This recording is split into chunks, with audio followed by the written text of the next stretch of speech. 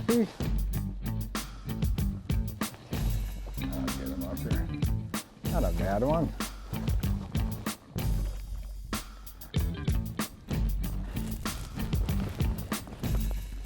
Right there. Got him right in the upper snout. Nice thing when the crappies are like this, I'll throw them in the box back there and then see if we can catch a couple more. But I'll show you the technique I'm using to get these crappies, and it's a good technique, especially when they're kind of fussy. So I'm gonna throw this in the box and get back out there. Early season crappies are some of my favorite fish to go after, and it can be fairly easy if you just kind of put together a plan that makes sense. And what I mean by that is typically I want to look at the bodies of water that hold lots of crappies, obviously. And then I want to look for those bays that are adjacent to those big basin areas. I want to look for those bays that are to the north end of the lake or the northeast side, those areas that get the most sunlight early in the spring.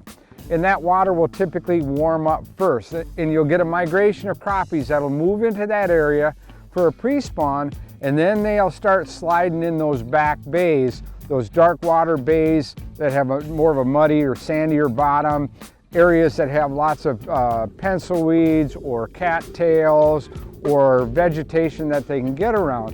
And the biggest thing is, first off, is find that lake that has lots of crappies in it, and then look for those bays. What I like to do is look on the map and see what areas that will channel those crappies into.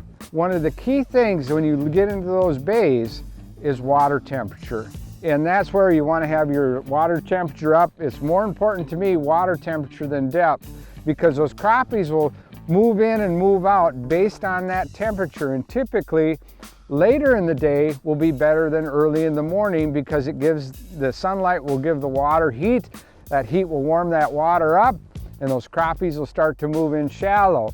And the key thing that I want to look at when it comes to water temperature, I want to be 60, 61, 62, 63 degrees, and that fish activity will absolutely kick into gear. What I do though is when I get into the area, I want to motor around with the boat with my electric trolling motor, just put it on cruise control, if you will.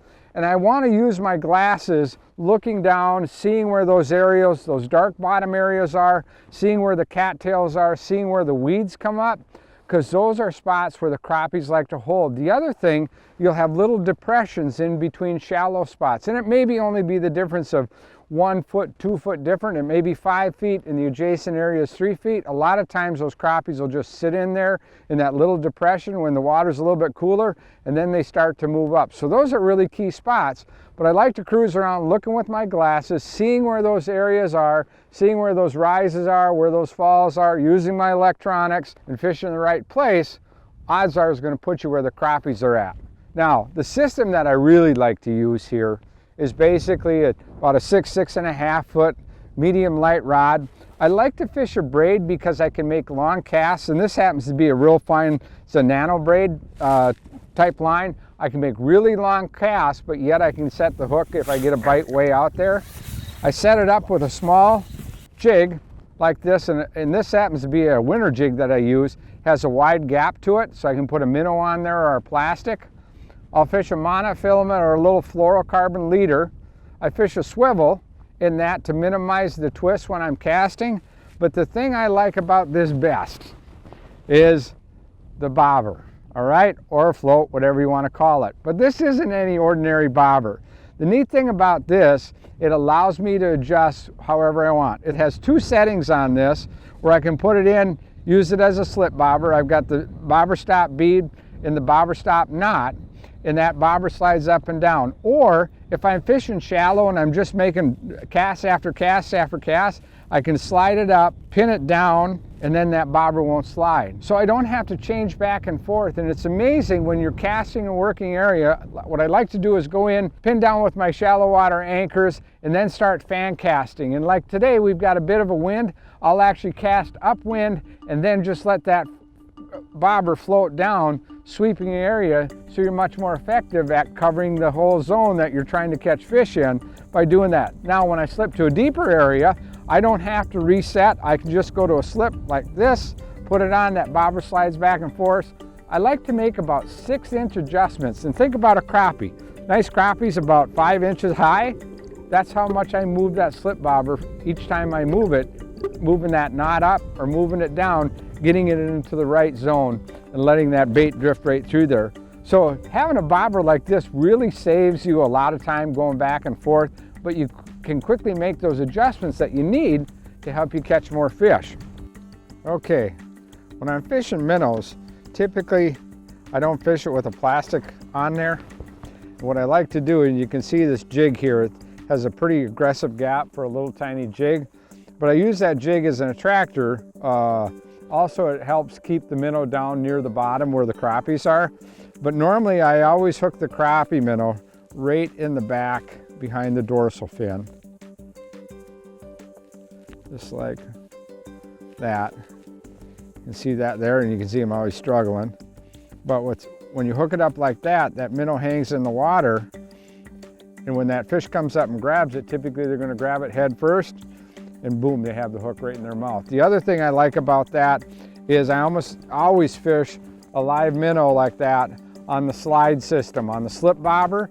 That way when I'm sitting there and I'm twitching it, I can lift that minnow up in the water column and then let the line go, and that minnow falls straight back down struggling to the bottom, and a lot of times that's when the crappie will hit it. It's only natural for a fish to feed when he sees a struggling minnow. Boy, they're going to take advantage of that. Now, if I'm going to fish with a plastic, typically what I do, and you can see all the different shapes and sizes and that, and it doesn't take much. I just like a little bug like that. I like to fish pinks, the whites, the greens, what have you, just as an attractor, but I like to make sure there's a little bit of tail. You can see how the action is on that. Same thing here. That's real important when you're pitching these plastics.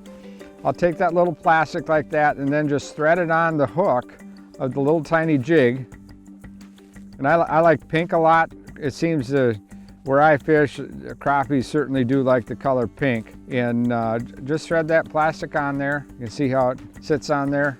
Then what I do with that bobber, as opposed to having the slide for the live bait like this, that's when I take that bobber, and that's what's so nice about this setup, is I'll just move it up to the next position, put that in there, let that slide down, and then I'll pin that bobber wherever it needs to be.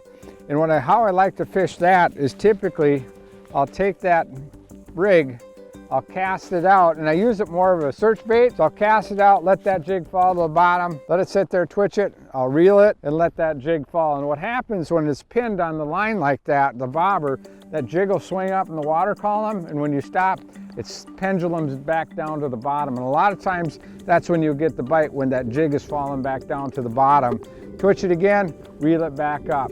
So with one bobber system, I can fish two very distinct styles when it comes to catching crappies in shallow water, and I can be really effective at covering a lot of water with this type of setup. If one isn't working and the other isn't working, you can add the two together.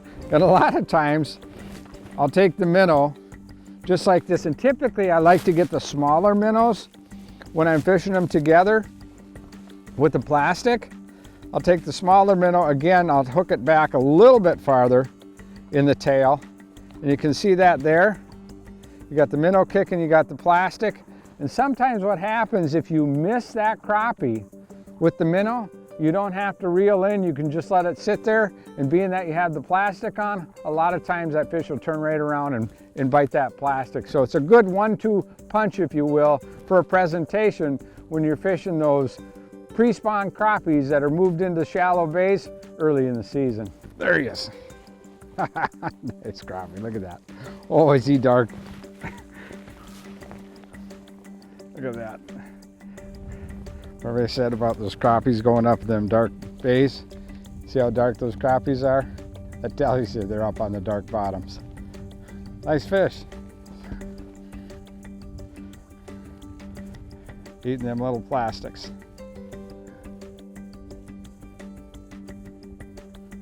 Crappies in the shallows, tough to beat.